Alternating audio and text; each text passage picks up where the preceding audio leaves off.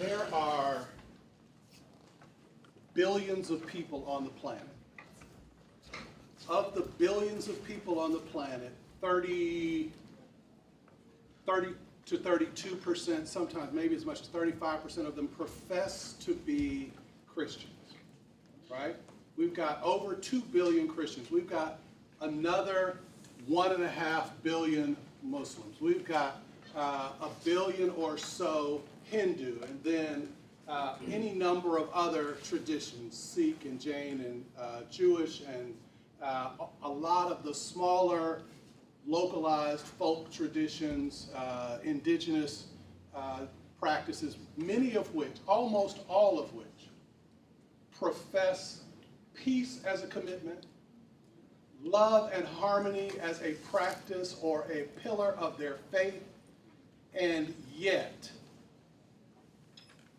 there is no continent right now other than the Arctic and Antarctic where there's not war.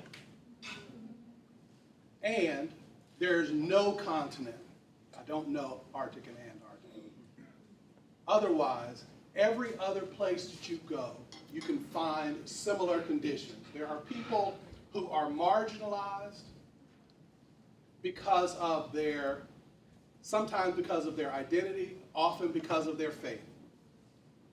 There is a deep, deep destruction, a pattern of destruction of the environment. Species, animals and birds and fish are going extinct without our capacity, so fast that we don't have the capacity to keep up with it. The waters are being fouled. The air is being destroyed. And somehow our faith narratives make it okay.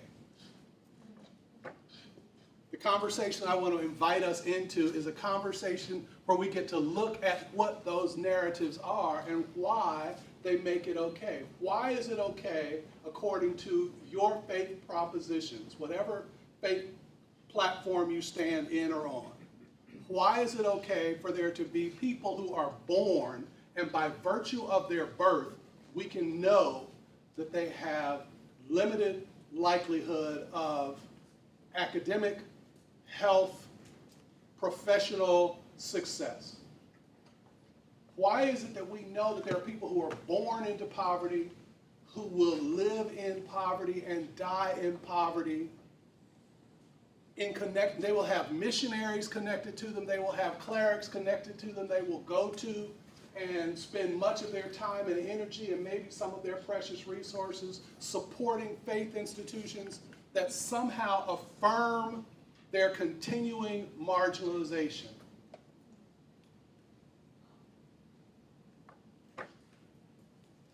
Why is that the case? Dr. McCarty didn't say this when he introduced me. I am ordained in a black church tradition. For some of you that won't mean anything, but so let me tell you what the import of that is, what the point of that is that I want to make sure you know. In a black church tradition, when we ask questions, we are actually anticipating that there's going to be some response. It's not just, I'm not going to the places of the frozen chosen and others who will sit on their hands in the middle of a conversation and have nothing to say. I'm in the process of asking questions, and I expect somehow that you all are going to engage me. Okay. Right? Yep. All right, this will be a long day otherwise. Long day. So I actually want to, if you haven't had an opportunity to think about those questions, I want to create an opportunity for you to think about those questions. What's going to make it helpful for us to be able to think about them and then have conversation about them is to have some shared language. And so what I want to do in terms of shared language is talk a little bit about what I mean when I say historical harms, and what I mean when I'm talking about the distinction between narratives, or between stories and narratives and meta-narratives of our faith, right? So I want to just have that brief presentation and then invite you all into the conversation. So this is what you know. You already know the questions I'm going to ask. Get ready to lean into those questions, and I'm going to offer you some language that we can share as we talk about it, right? Is that not? Yes, please. Hold on, wait a minute, go back one. So this is kind of our, the agenda for our day. We're going to talk a little bit about ways of knowing. I'll talk about about stories and narratives. What are historical harms? A little bit about some social constructionist assertions. The value of the social constructionist assertions is that that's the place where we begin to look to transform those narratives. And by transforming narratives, we can transform society. We'll play with that for a while, take a break, do some workshopping.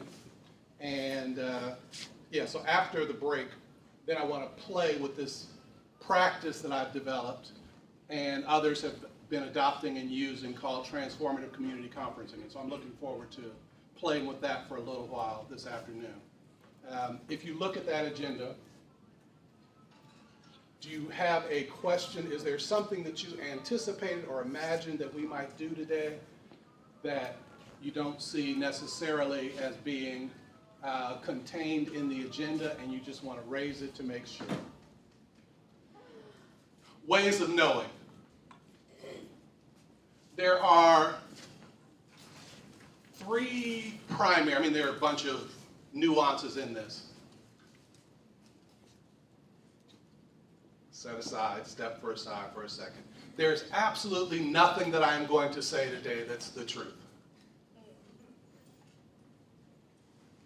You all just stand inside of that for a second. There's absolutely nothing that I am going to say today that is the truth. I am going to share some ideas, the way that I organize my life, the things that I think about. It's not to say that they are not true. It's that they are not the truth. We're all okay? Yes. All right, perfect. So there are three general ways of thinking about how we know things. There was this notion, it was considered modern, the idea that reality is actually accessible, that you can accurately discover what it is and replicably produce it, describe it, and our language is sufficient to allow us to know reality. If it's helpful for your note-taking practice, I am going to make the slides available to Dr. McCarty, and anybody who's registered and would like can have access to the slides later, so you can make some notes, but you don't have to write everything down that's on every slide, if that's helpful. A postmodern way of thinking was that we only can understand based on our perceptions. Yeah? Not even controversial. A constructionist way of thinking is that knowledge arises within a community of knowers, that the realities that we inhabit are inhabited by our creation. The knowledge that we have is negotiated between and among us. I think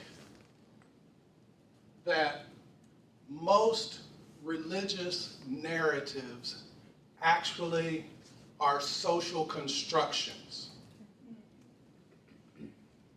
but we treat them like they are the truth.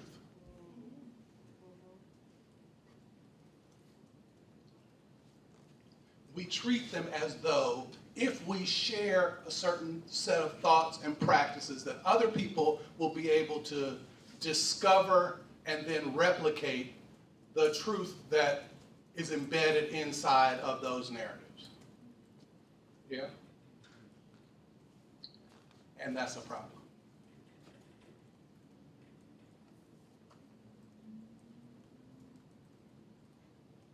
There are index cards on your tables, because from time to time I'm going to say something that you may in fact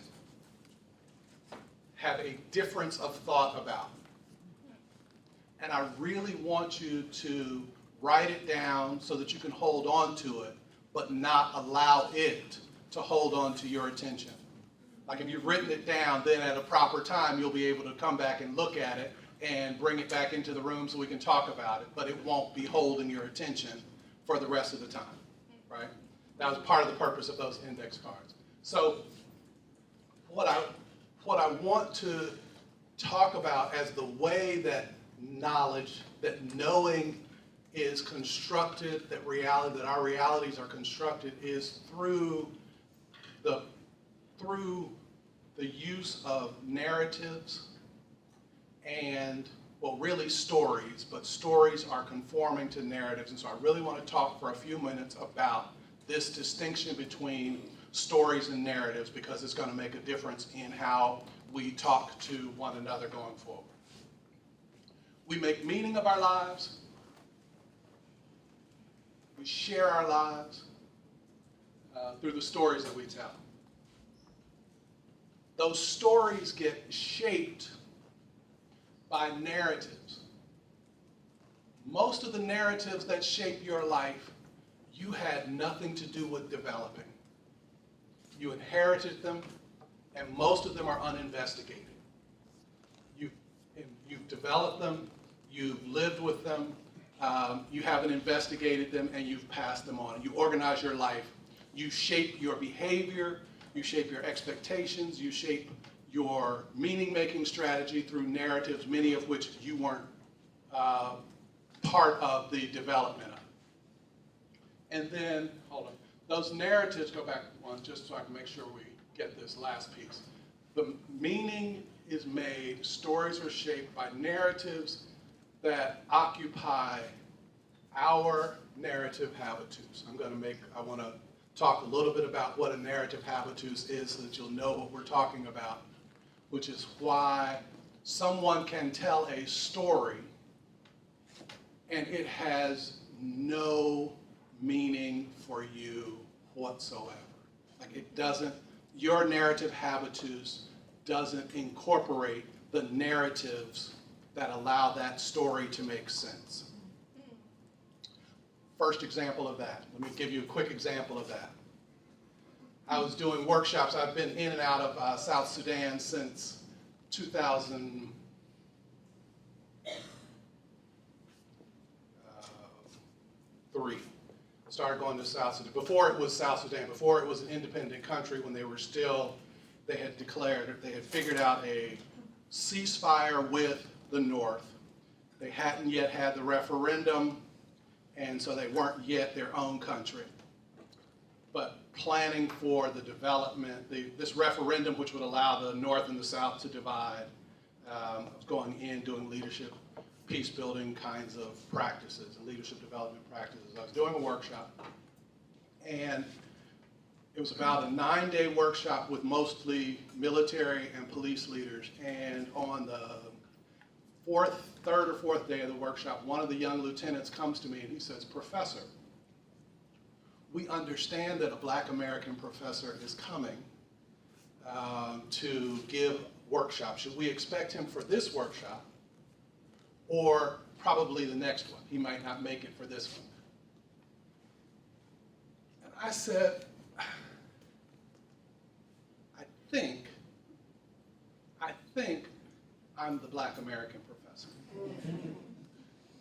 And have you ever laughed so hard, you double over, you're trying not to pull like a stomach muscle or something? He laughed, so he looked and he laughed. And then he said something that I recognized was not inside, at the moment was not inside of my narrative habitus.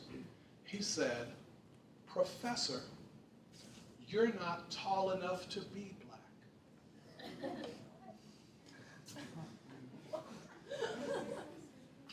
Right, exactly. It's a non-sequitur. It's like, how does that, it turns out that in Dinka cosmology, Black are the original people. The original people then would be those who are closest to God and closest to the Son. It is unlikely that somebody who was as short as me could be an original man. And then he emphasized that when he said, "Sir, we have women taller than you."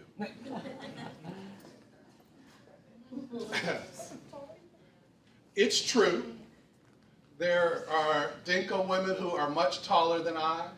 And so if you go from Nuba Mountains in any direction, the people get shorter and lighter skinned.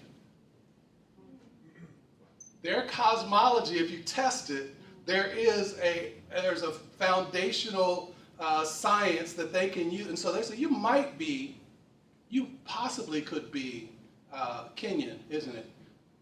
Maybe Ethiopian. You're not tall enough to be black. So now I can incorporate that into my narrative habitus, because that's not a story that I had before. I didn't have any way of making meaning of that concept. There are people who don't have certain narratives inside their narrative habitus, and so when somebody is telling them a story or trying to offer an explanation, because they don't have it inside their narrative habitus, they can't make meaning of it. Let me give you another example. There are some people who don't know what structural racism is. And so when somebody is describing an event that they recognize, or a condition or a context in which they recognize structural racism, if you don't have a structural racism narrative, you can't make meaning of that story. Let's just keep going. Let's play. So we know what stories are. Stories, the most enduring human technology that there is. Living, local, specific, referring to, there's plot, there's character, there's movement. All stories are told in retrospect. Stories are all told in the past tense. Yeah? Okay. Narratives are the templates. They shape, they give the tropes, they tell the direction that the story is supposed to travel. They create the expectations of how the plot will unfold, of what capacities the characters have, what position they occupy, what then their role is, how relationships are structured, how resources are distributed, who has testimonial authority. All of that is embedded in the narratives. So culture is really thought of best in terms of the practices that we have that are held in place by a set of narratives, those narratives then being shot through with lines of force. Power is distributed inside of those narratives. Our positionality is distributed inside of the narratives. And so when I'm helping to make the distinction between stories and narratives, I think about the distinction between, I'm anticipating a different slide. Narratives create an anticipation.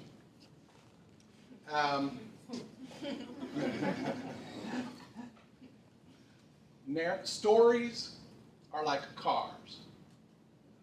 They move you from place to place. You can share things. They get you around.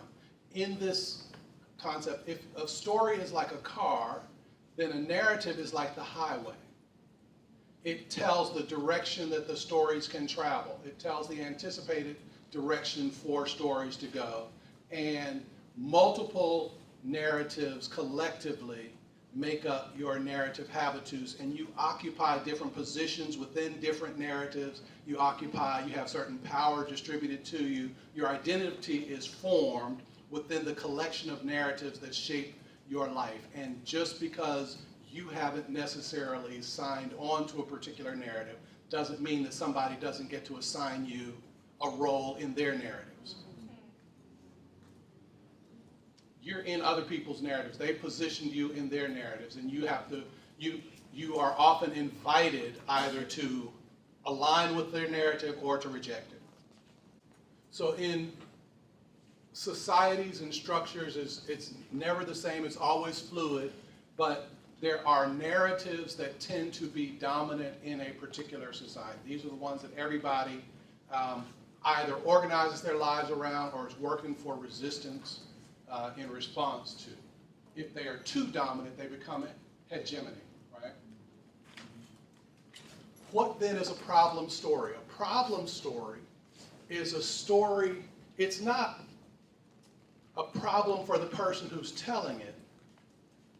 The problem story is a problem because the narrative doesn't give space for that particular story to live out.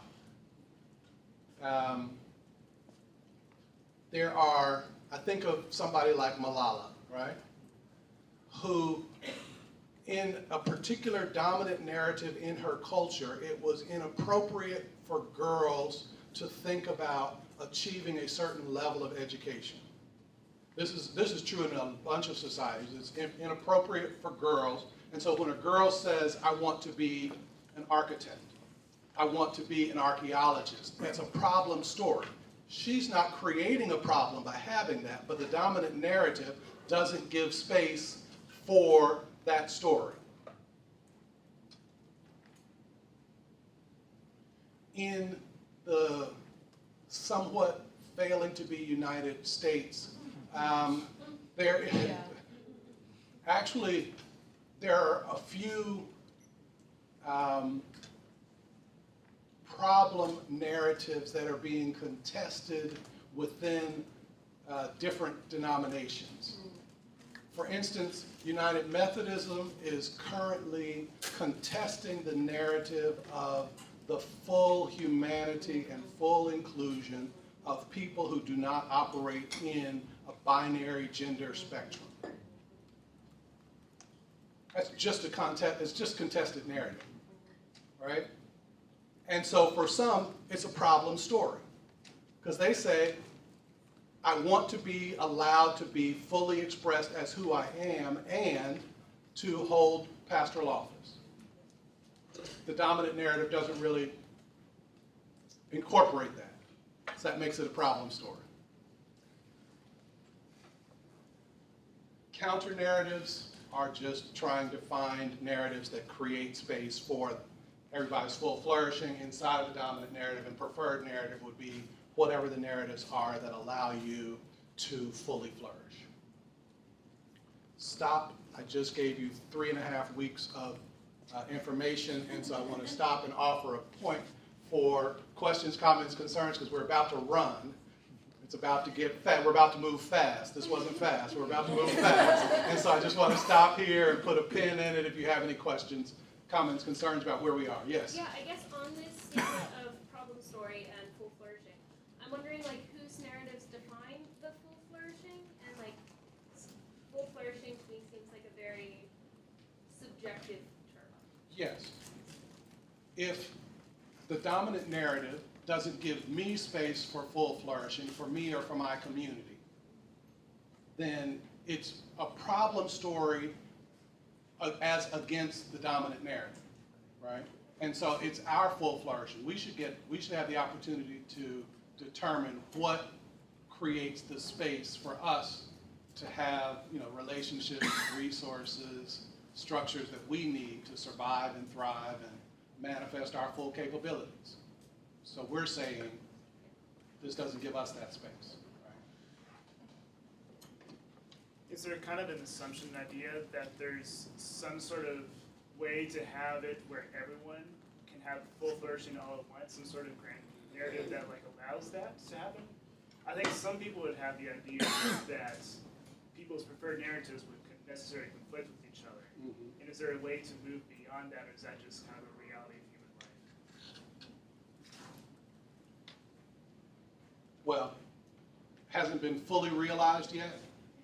It's already and not yet, not fully realized yet, but we actually believe that there is a space in which everybody fundamentally has the opportunity for full flourishing, assuming that your full flourishing doesn't require my indignity or my suffering, right? often what happens in conflict transformation work, in conflict resolution work, is people try to create a shared narrative. A shared narrative of a future, and say, can we create this one grand shared narrative of a future and work together? And that's not the work. The work isn't to build a shared narrative of a future. The work is to build a narrative of a shared future. Okay. Can you say that again?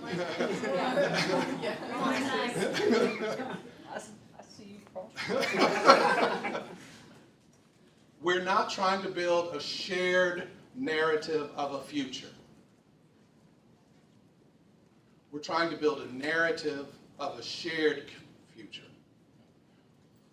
How do we build a narrative in which we covenant together that everybody should have the fundamentally equitable access to the relationships, resources, structures, testimonial authority that they need to survive, to thrive, to manifest their full capabilities? How do we do that? And we should only have to necessarily have conflict, two or more ideas trying to share space. We should only ever have to have conflict when your full flourishing seems to impede my full flourishing. Your community's full flourishing is impeding my community's full flourishing. How do we, and that's where we work on, working through that. But if we have a commitment to a narrative of a shared future, then we work through that. Right? So it's not a grand narrative, but it's grand enough narrative. Grand enough. Yeah. So what's, in thinking about like the distinction between dominant narratives and counter narratives and maybe just sort of all sorts of narratives, what's the role of intentionality here? Because it seems to me that dominant narratives are often these narratives that we don't necessarily choose, but we're just sort of brought up into, we're sort of thrown into it and take on and carry on with us. Whereas counter-narrative, would it be fair to say that counter-narratives involve a sort of intentionality? They often require an intentionality. We would love to arrive at a place where the dominant narrative was one in which we were all committed to the full flourishing of all. There are a few places where they have that, few communities and some cultures and societies where that is the dominant narrative. And so a counter narrative in those circumstances would be one where someone was saying, I don't want to have to consider all of society. I want my own. So all counter narratives aren't necessarily good. Aren't for the upbuilding of the kingdom, as we would say. They're not supportive of, the kingdom of God. Some counter narratives are exactly against a more dominant narrative, which says everybody gets to play, right? And they often require an intentionality. What happens? Narratives form habit. We form our habits. Our behaviors are habitual in support of particular narratives. And if you're trying to change a narrative, you have to be intentional about changing the habits that you have used to affirm or reproduce that narrative. Yeah. Let's keep pushing. Oh, you had a question before we go? You could answer it now or later, but I'm curious if you've seen examples of where dominant narratives actually do include the full flourishing of... Small pockets. Okay. There are certainly some small pockets. Many of those communities got pushed out by a dominant narrative of things like ownership, things like capital, things like growth as a narrative form.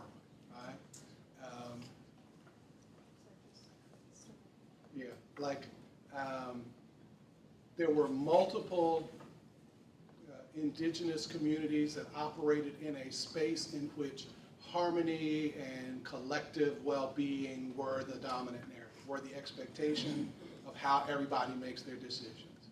And many of those, because they don't have attachment to things like ownership in land. Those got displaced by people who had both an attachment to ownership and the mechanisms for implementing that attachment.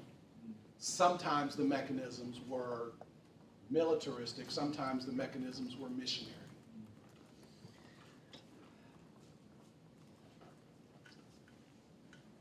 So, go ahead.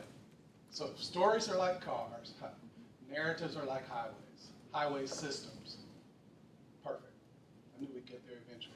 Yeah. All right, so this is our notion about stories and narratives. I hope you're making this distinction because I'm going to be inviting you to uncover the narratives that, what are the underlying myths and metaphors that give sense making to the structures that reproduce marginalization. Go. Yep. Narratives connect a bunch of different stories. So you have a narrative, and narratives are sense-making models. We give you two quick stories and see what are the narratives that allow these two stories to both make sense. There was a couple in somewhere in Southwest, West Coast United States who wanted their child to have access to education, educational opportunities, and they were able to persuade an athletic coach to recruit their children to college, to give them scholarships and admission based on being part of a team. Actually turns out to be rowing, that neither one of them actively participated in. Neither one of them were coxswain. They didn't have anything to do with rowing, but their parents thought, we can persuade somebody, they get in. They got into a really nice college. This, in order to do that, it turns out you have to fill out a bunch of forms. Some of those forms are federal, and when you write intentional misleading statements on federal forms, it's a crime. When that crime was discovered, they were tried, they were found guilty, and they were sentenced to 14 days in federal prison. That's a story. Another story. A woman wanted her children to have access to a better educational opportunity. And so every day, every week actually, she would take them to her aunt's house, so on the other side of town, and allow them to catch the bus from her aunt's house to a public school. And so they went to and from the public school there. And then they were discovered. It turns out that they decided that that was also a crime. That was discovered, she was tried, she was sentenced to 5 years in prison. These are two stories, and I wonder what are the narratives that allow both of those stories to make sense? They don't. You say they don't make sense. They don't make sense. Yeah. In the world of white supremacy, they might. Yeah, if you toss in a little bit of race and class, then race and class give you meaning making that allow both of those stories to make sense. It turns out that both race and class are fictions. Yes. I was just making sure we're all still together. Race is a fiction. Yes. Racism is very real. Racecraft, the way that the Field Sisters talks about it, racecraft is very real. But racism is a fiction that we organize our lives around. If I asked you, was it true? Most of you operate as though it's true. Yeah. All right. So race and class are fictions. They're narratives that we can use to allow both of those stories to make sense. Narratives are sense-making systems. Yeah, go ahead. I could play with these. You know what these are. The Boy, let me just do one to make sure you get it. I'll do the one in the middle.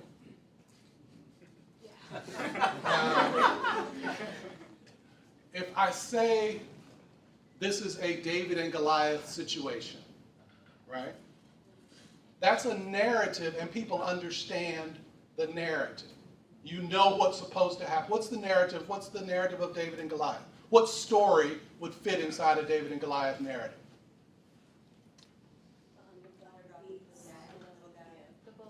The underdog beats the bully. That's a standard. The reason we actually know that narrative is because it happens, that particular story is because it happens so infrequently. If it happened all the time, it wouldn't be a big deal. They wouldn't have written it down. They wouldn't have reminded us that sometimes the underdog wins. But they have this because it happens so infrequently. But everybody knows it, and so you know what's supposed to happen.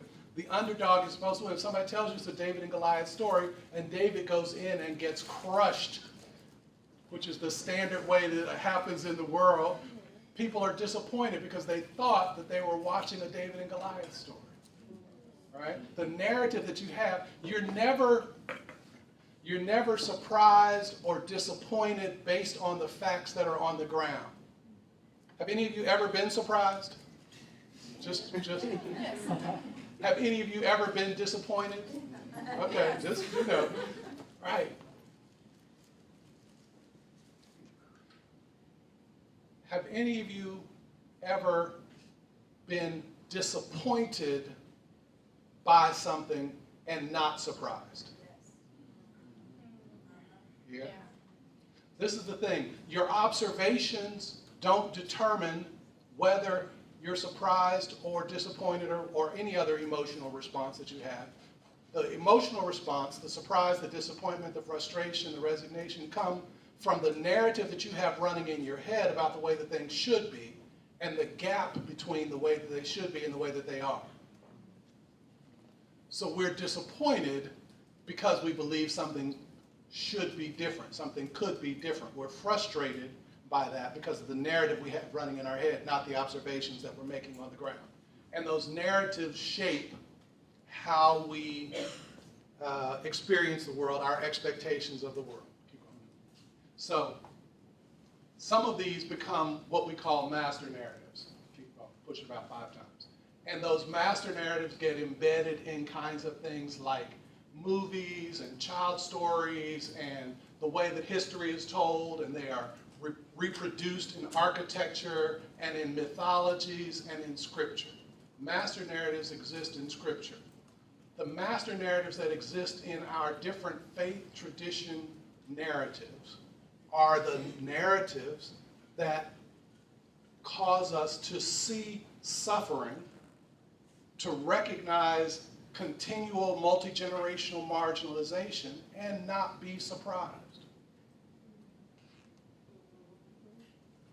We have theologized marginalization in ways that don't cause us to be surprised when we experience it. We drive by people who are homeless and shrug our shoulders.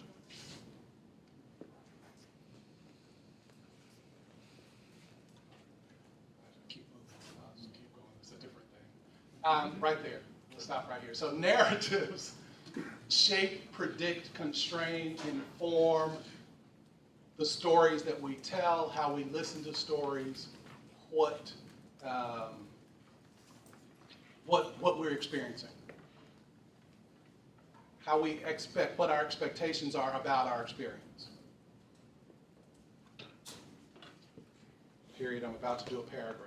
Questions, comments, concerns. Where are we? I'm going to switch one more time. I'm going to move one more time into one more section, but I just want to check. We're all together. Questions, comments, concerns, thoughts, clarity.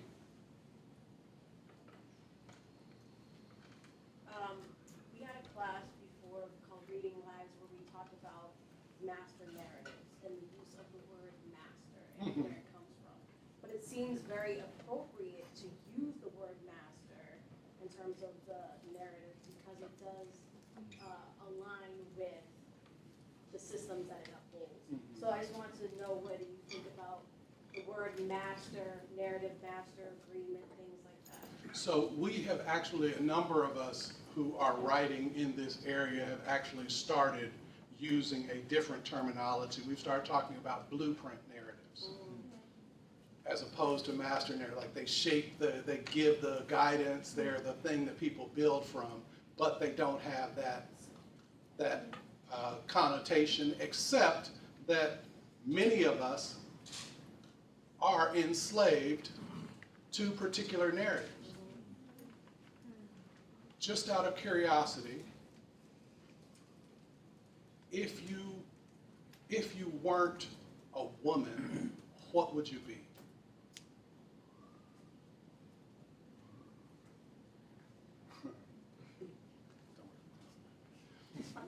If looked up like, you still talking to me? If the racial and ethnic categorization that has been given to you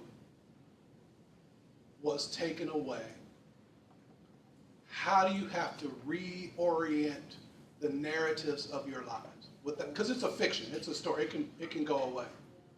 It's not true.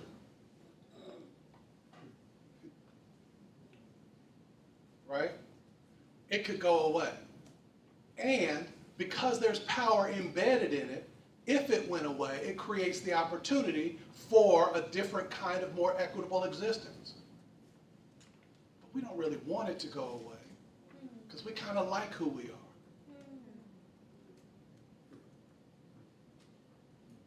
Yeah? Yeah. I know. Yeah. I hate that. And so, just so we know, it's not just in the words, it's not just in when we say language. Narratives are also embedded in signs and symbols and structures. And I particularly, because we're at a place like Boston University School of Theology, this may be something that would be a valuable example. We'll try it this way. The primary symbol, the worldwide recognized symbol of Christianity is what? What is the narrative?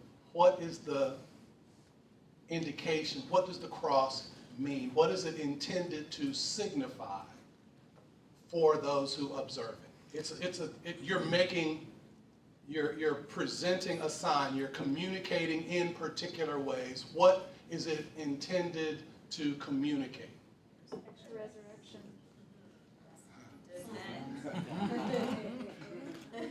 Crucifixion, resurrection.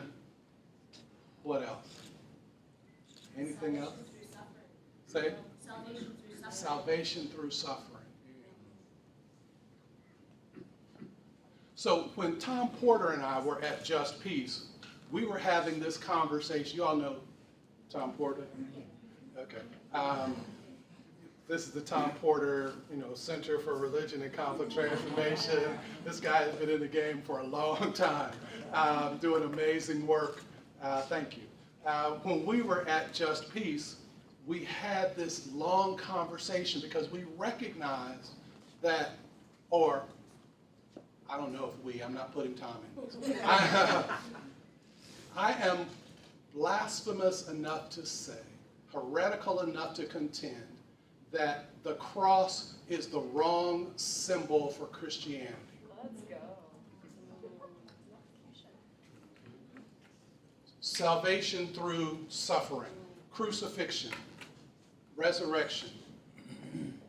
Jesus' ministry wasn't done on the cross.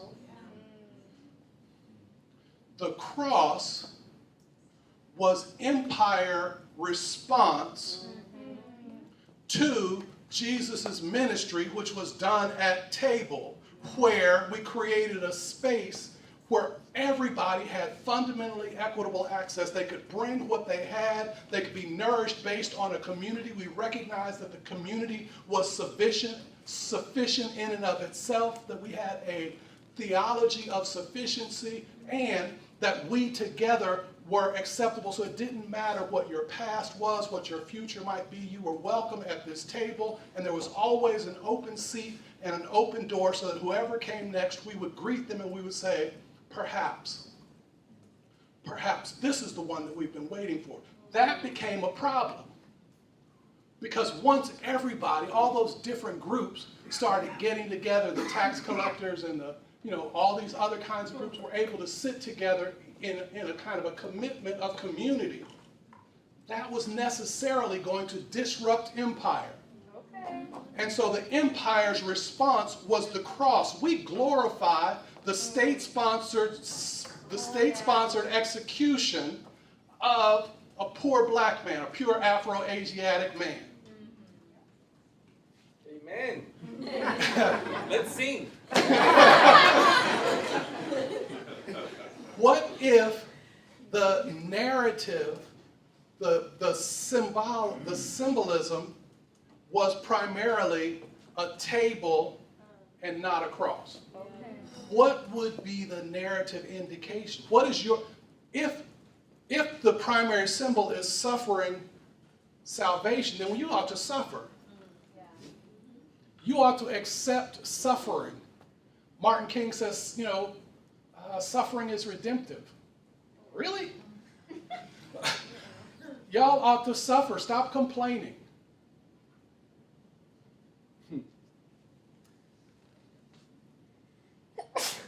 That was a digression. That wasn't where we were going. But the work of narrative tells you what you should expect. What are the narratives that are creating a space where things like suffering and state-sponsored execution are actually theologized and appreciated?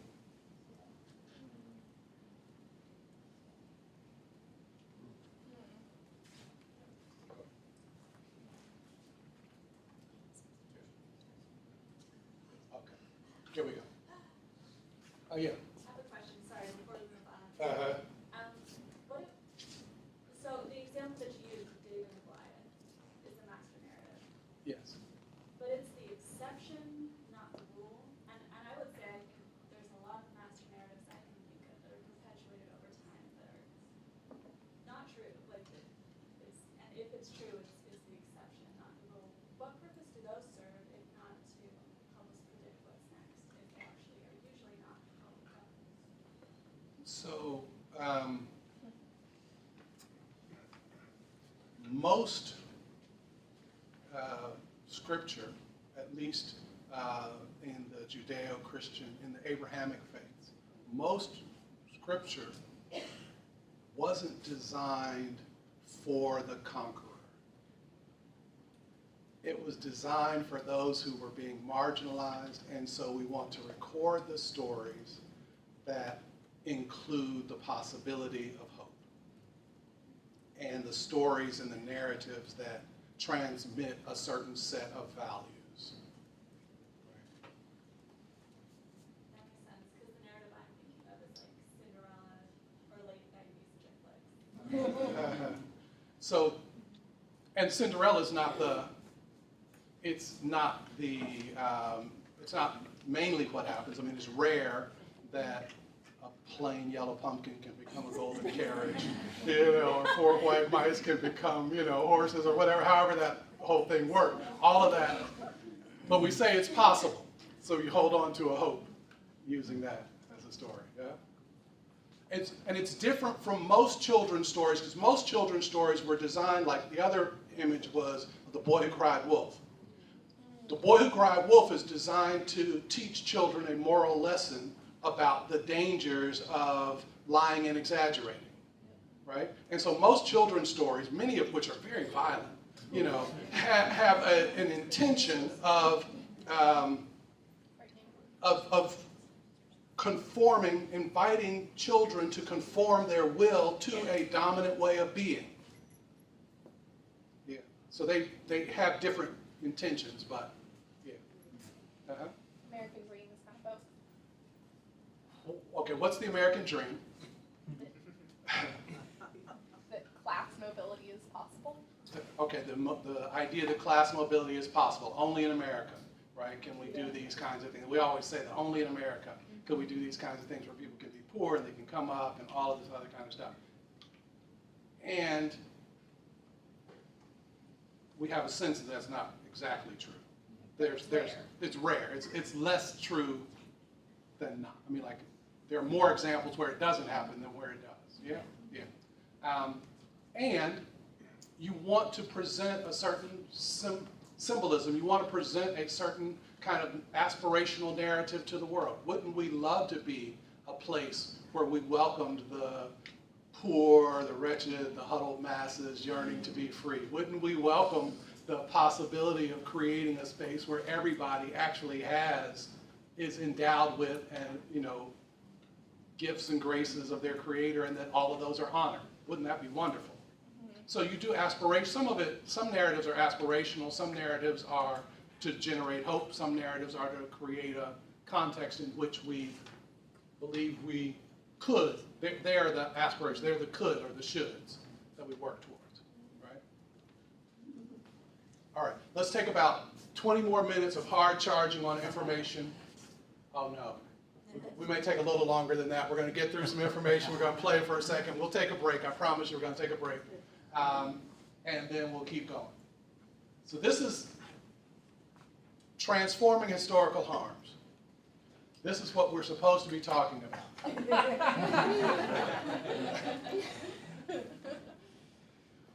What are historical harms?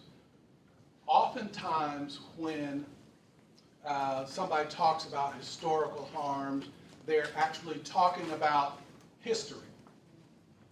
And I want us to think about things that we actually can do something about. Understanding what happened in history is important, but it's not our concern. Our concern is the present.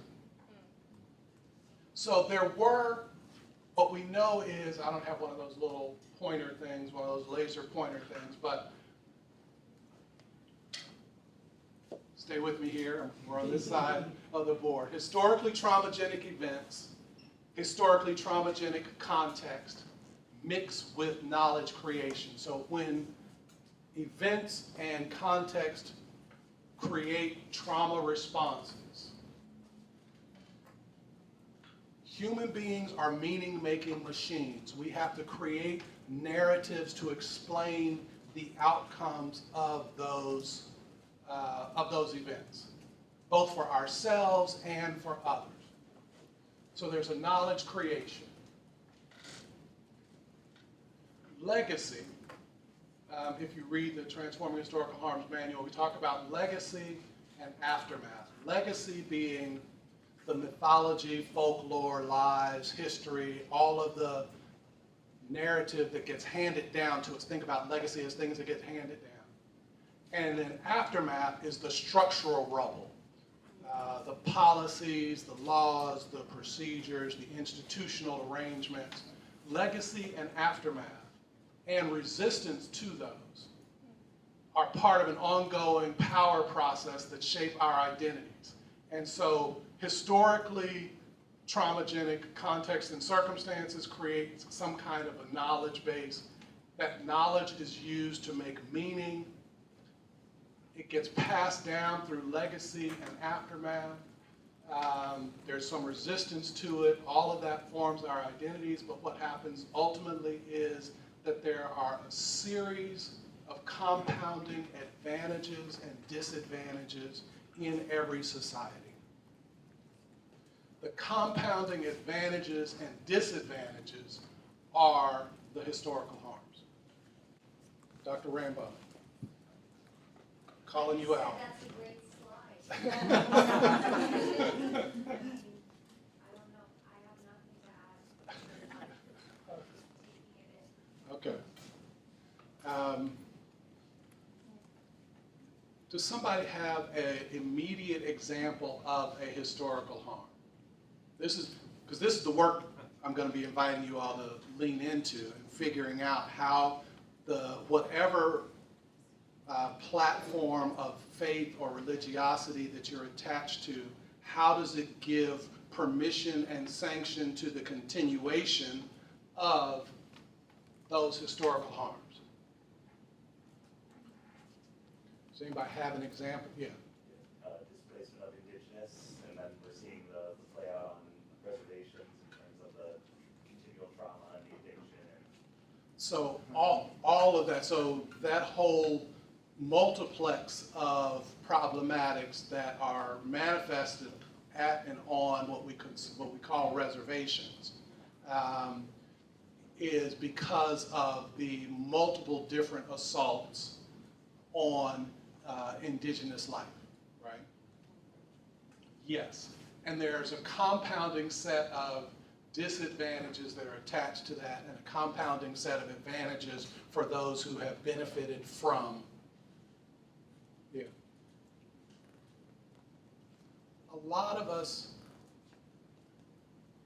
at least in the US, to some extent in Canada, and there are other places around the world, but here, we will claim that we weren't part of the creation of the historical harm. And so we don't bear responsibility for mitigating or undoing the compounding advantages and disadvantages. In fact, we are privileged by the systems. Many of us are privileged by the systems of compounding advantages and disadvantages and are less inclined to want to undo them. But we have a responsibility to undo them.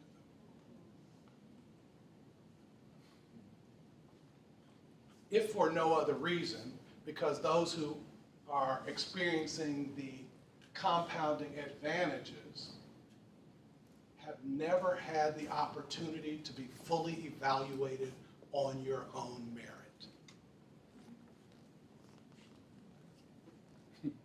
For some of you, you're like, I don't care. I ain't trying to worry about that. I'm doing well. I'm not trying to be, evaluated on my own merit because I'm doing really well.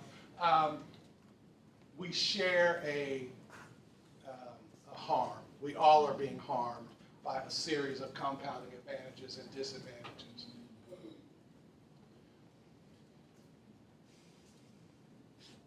But it's hard to know if you don't see them. If you can't see them, you can't know whether or how to do anything about them. What I would love for each of you to do on an index card is write one example of a historical harm, a set of compounding advantages or disadvantages that you benefit from.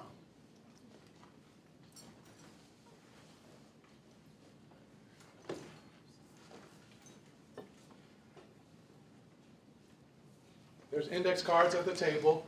Everybody gets to play. Tom, I see you trying to walk out like you don't want to be talking about this, but no. Yesterday I got my COVID shot, my flu shot. Oh yeah, so you're all, Fighting yeah, each other I get right it. now. Yeah. So I'm sorry to leave. I see it's being videotaped. I can't wait to see it. All right. Wonderful to be here, Jimmy. Yeah. Thank you for inviting me. All right. We'll catch up soon. All right, I didn't give you index cards. You guys don't have index cards? When asked that question, is it easy to identify? Are they easy to identify or not? Easy, easy, easy, easy. There we go. Acknowledge is different. And sometimes what actually happens in our thinking is it becomes harder to identify because identification rather in some ways has to be connected to acknowledgement. Right? Yeah.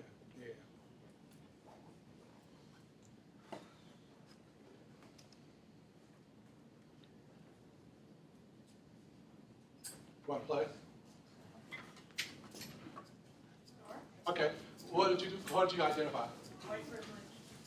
Well, yes, and what's it come from? Like white privilege is a Result of structural racism. structural racism. White privilege is attached to that. What's underneath it? The narrative Of what? What's underneath it? that white people are more valuable than black people. So I want to parse it just a little bit because the trauma that is often undiscovered, unrecognized, is in the notion of white. Whiteness was an invention. Yes. It was an invention to create a meaning around or to give sense making to the distribution of privileges and advantages and access to certain benefits. So whiteness was an invention, right? And it is a very fluid category. There was a time when Italians weren't white. There was a time when Polish weren't white. There was a time when Irish weren't white.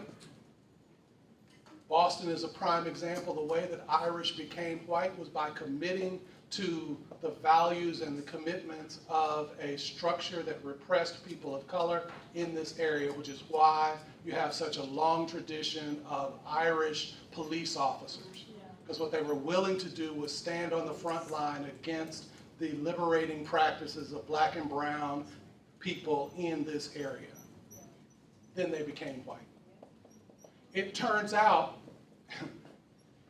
that people of Arab descent were incorporated into whiteness until the first census after 9/11.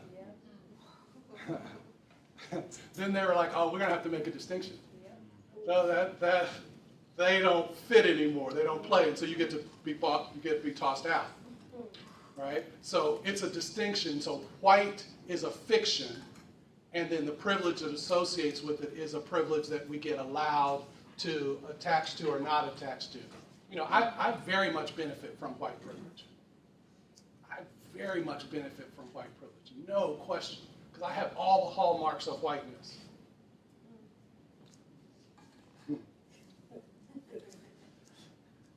Education, professional attainment. I'm operating in some of the whitest spaces in America, fluidly in some of the whitest spaces in America. I know how to speak so that I can be incorporated into whiteness. Even when people want to resist that. I can do things like when a police officer stops me, I was telling my class the other day, when a police officer stops me and they ask me for my license, I always give them two things. I give them my license and my bar card. so that they know they're actually having a conversation with a lawyer, right? With a civil rights lawyer who has done nothing for an entire career but sue people for problematic behavior. So I make sure that they have a conversation. So then we get invited into white space together. We have a different conversation, right? I absolutely know how to occupy white space. First time I went to South Africa was before the fall of apartheid. I'm carrying a U.S. passport. And they asked me, sir, how would you like to be stamped? You can be African, colored, or honorary white. Your U.S. passport gives you access to honorary whiteness. Whiteness is just space. It's just a fiction. It's a space that's created that certain people have privileges to, certain people don't have privileges for. That's why I ain't gonna play Sun City. Y'all remember that. So, yeah, let's talk just a second about why, I need to get to why church and religious narratives are essential for transforming historical harm. Let me do two more slides. This one. So, The narratives that shape our identities, the narratives that shape our lives get embedded into systems. There are no systems that exist organically. There are no institutions that exist organically. Every institution is the manifestation of a particular narrative. It's shaped by and incorporates a particular set of narratives. It perpetuates a particular set of narratives. And so those narratives also get embedded in our church groups, our the way the health services deal with us, the way that schools deal with us, all of the microsystems that form us. And then the mesosystems and the exosystems like the media, social welfare, legal services, the neighborhoods that we go in, and the macro systems. All of those are ways of carrying these narratives. They get shaped by legacy and aftermath in ways that continue to form us. They continue to form who we are.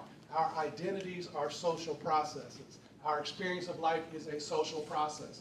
It is an ongoing set of processes, and those narratives get embedded into all of this in ways that perpetuate those compounding advantages and disadvantages that have been crafted over the course of time. And, go 2 more slides. Right.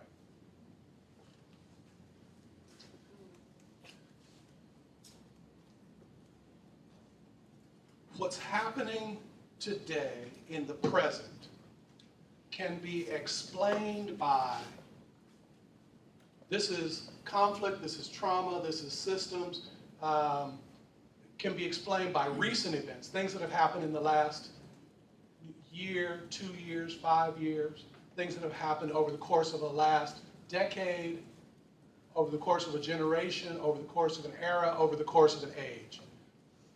Conflict today can be understood as a continuation of conflict from a decade ago, a generation ago, an era ago, an age ago. Conflict, trauma, and so many other things get embedded. So they impact us at the individual level, at the organizational level. I'm thinking organization can be, civil society organizations, but it can also be families. Families carry narratives that shape how individuals experience life. Community, nation, internationally. So there's a nesting in the way that trauma and conflict get embedded in and shape our lives. And those traumas, those conflicts are carried in narratives. When we respond, when we're seeking to deal with those conflicts, dealing with those traumas, there are things we can do that have an immediate response. There are things that take a decade or so to show their best benefit, to take a generation to show their best benefit, or some go out into the long, long future of the world without end, right? It turns out that there are very few institutional and organizational arrangements that have both skills and authority to operate across all of these time signatures, go back to, and in all of these systems. And the church is one of them. You have both the capacity and the authority to operate, to create a narrative, a counter-narrative that allows for full flourishing, and you can speak at every one of these levels, go forward to, across every one of these time signatures and at every organizational level.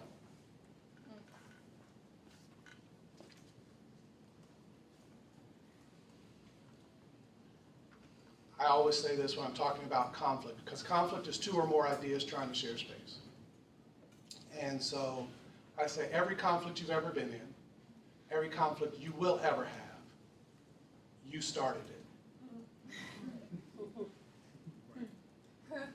Just to know, if you're having a conflict, you started it. It's okay, just know that you started it. You're in it because you chose to be in it. if the compounding advantages and disadvantages that have emerged over time are not transformed, it is because people of faith, the billions and billions of people of faith, are not operating and organizing their lives around narratives which suggest that those historical harms should be dealt with. You actually have accommodated yourself to them, you've privileged yourself based on them, and you're going to allow them to continue because it is more comfortable for you. Wow.